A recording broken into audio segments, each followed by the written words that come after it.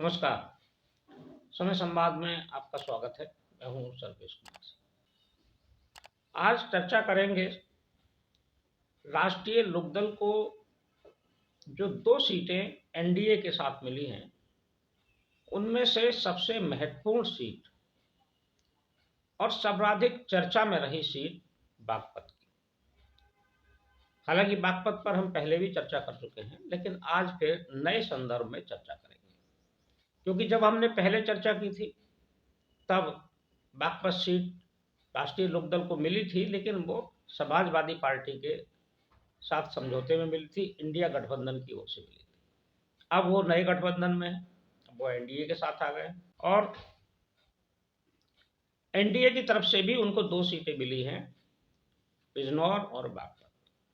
इन दोनों पर उन्होंने अपने प्रत्याशी 2 दिन पहले घोषित कर दिए। आज चर्चा कर लेते हैं बागपत। बागपत में चौधरी जयंत सिंह ने अपना जो प्रत्याशी घोषित किया है वो डॉक्टर राजकुमार सांगवान को किया है। ये बहुत महत्वपूर्ण है कि इस बागपत सीट पर जो परंपरागत रूप से चौधरी परिवार की सीट रही है, चौधरी साहब का परिवार ही यहाँ से अधिकांश बार राष्ट्रीय लोकदल के टिकट पर चुनाव लड़ता रहा है और जीतता भी रहा है। उस सीट को उन्होंने अपने एक कार्यकर्ता को दे दिया। इसकी पूरे पश्चिम में और राजनीतिक हलकों में प्रशंसा हो रही। जयंत चौधरी के इस फैसले को सराहा जा रहा है कि उन्होंने एक कार्यकर्ता का सम्मान किया, और कार्यकर्ता भी ऐसा जो 40 साल से अनवरत पार्टी के साथ संघर्ष करता रहा, पार्टी के उद्देश्यों को, पार्टी को के लक्ष्य को प्राप्त करने के लिए राजनीति में वो नेतृत्व के साथ हमेशा खड़ा रहा है। ऐसा कार्यकर्ता, चाहे राष्ट्रीय लोकदल के अच्छे दिन रहे हो या राजनीतिक ग्राफ नीचे आया हो, चाहे वो दिन रहे हो जब कोई सीट नहीं मिली, तब भी राजकुमार सांगवान पार्टी के साथ खड़े रहे। ये सीट हमेशा देश में राजनीतिक चर्चा का विषय रही, क्योंकि शुरुआती दिनों में तो जब चौधरी साहब ने राष्ट्रीय लोकदल बनाया था तो चौधरी साहब की सीट होने के कारण चर्चा में रहती थी, फिर अजीत सिंह के कारण चर्चा में रही, और भारतीय जनता पार्टी भी इस सीट को चर्चा में बनाए रखती थी, क्योंकि भारतीय जनता पार्टी ने इस सीट पर 3 बार राष्ट्रीय लोकदल के बड़े नेताओं को हराया। अगर हम इस सीट का इतिहास देखें, अभी तक 17 लोकसभा चुनाव हुए, 17 में से 12 लोकसभा चुनाव इस सीट पर चौधरी चरण सिंह का परिवार, उनके उत्तराधिकारी ही चुनाव लड़ते रहे। केवल 5 बार ऐसा हुआ कि जब यहां से कोई चौधरी परिवार का व्यक्ति चुनाव नहीं लड़ा, और ये 6ठा बार होगा जब चौधरी परिवार से कोई उम्मीदवार बागपत सीट पर नहीं।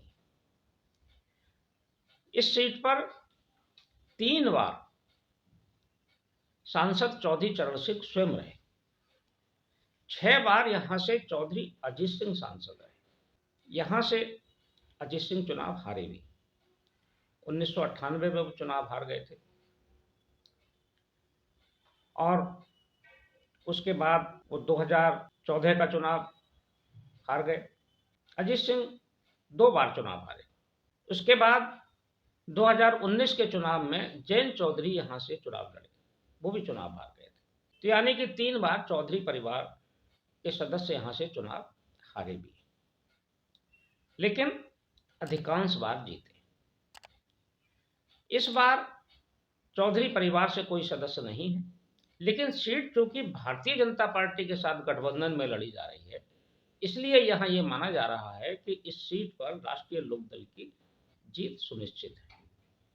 समाजवादी पार्टी का प्रत्याशी यहां राष्ट्रीय लोकदल और भाजपा के गठबंधन का मुकाबला नहीं कर पाएगा। हालांकि भारतीय जनता पार्टी के लिए भी ये बड़े त्याग की बात है कि 2 बार से लगातार जीत रही भारतीय जनता पार्टी ने ये सीट अपने सहयोगी को दे दी।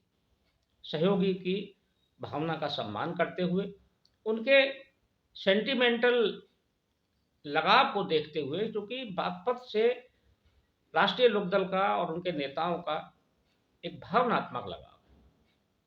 वो हर हाल में बागपत का प्रतिनिधित्व चाहते हैं। इसका भारतीय जनता पार्टी ने भी सम्मान किया। भारतीय जनता पार्टी यहाँ 2014 में जीती।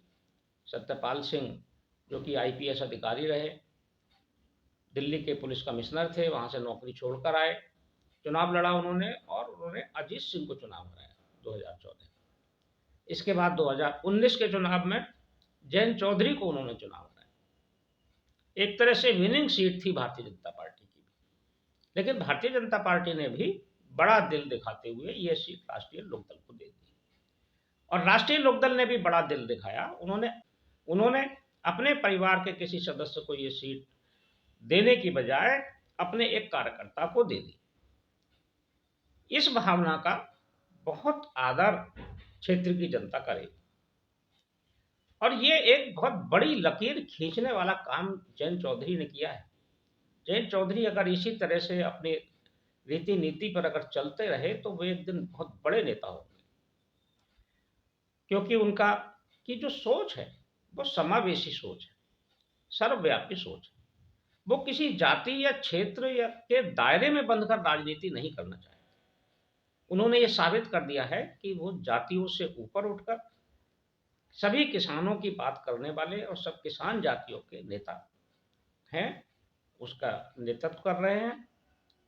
और बगैर उन्होंने क्षेत्र में उलझे हुए वो एक बड़ा आधार खड़ा करना चाहते।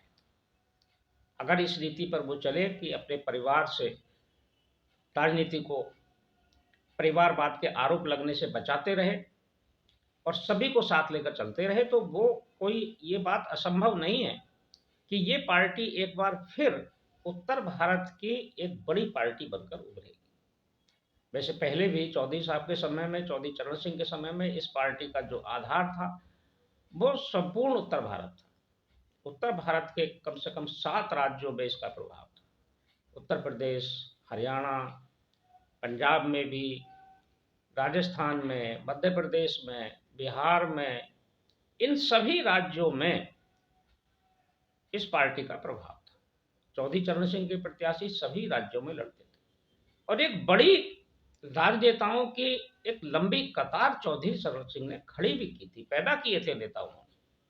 आज जो बड़े फलक पर राजनेता जो जिनके नाम हम गिने जाते हैं, स्वर्गीय मुलायम सिंह यादव, लालू प्रसाद यादव, कर्पूरी ठाकुर, बीजू पटनायक और ऐसे तमाम नेता, ये राष्ट्रीय लोकदल की ही देन थे, चौधरी चरण सिंह की ही देन थी।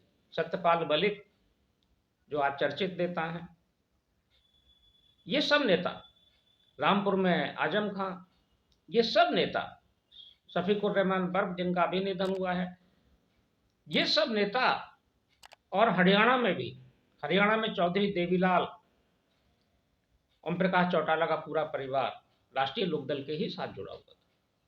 तो एक बड़ा काम किया था चौधरी चरण सिंह ने, इसीलिए उनको 6 फरवरी को भारत रत्न भी मिला। लेकिन जयंत चौधरी उसी रास्ते पर चल रहे हैं और ये सही रास्ता है राष्ट्रीय लोकदल के भविष्य के लिए। बागपत की सीट की चर्चा आज हम कर रहे थे। बागपत की सीट की चर्चा करते करते हम पूरे लोकदल की चर्चा करने लगे, तो फिर लौटते हैं बागपत की सीट पर।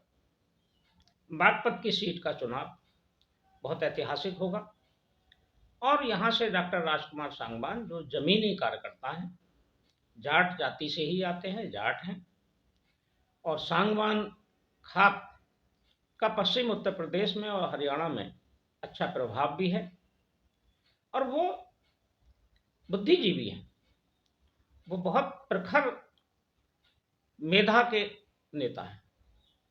उनका लोकसभा में जाना ना केवल इस क्षेत्र की जनता के लिए लाभकारी होगा, बल्कि समूचे किसान जगत का और समूचे पश्चिमी उत्तर प्रदेश को लाभ पहुंचाने वाला साबित होगा। उनसे उम्मीद है कि वो पश्चिम के मुद्दों को, किसानों के मुद्दों को बहुत प्रखरता के साथ उठाएंगे। इसमें कोई दो राय नहीं है कि उन्होंने अपनी इस भूमिका के लिए 40 साल में अपने आप को तैयार भी किया है, लेकिन मौका उनको आज पहली बार मिला है जब वो लोकसभा जाने की तैयारी। देखते हैं उनकी जीत का अंतर कितना बड़ा होता है, ये आने वाले समय में ही पता चलेगा। समय संवाद में आज बस इतना ही, कल फिर मिलेंगे किसी एक खास विषय के साथ। तब तक के लिए मैं सर्वेश कुमार सिंह आपसे विदा लेता हूँ।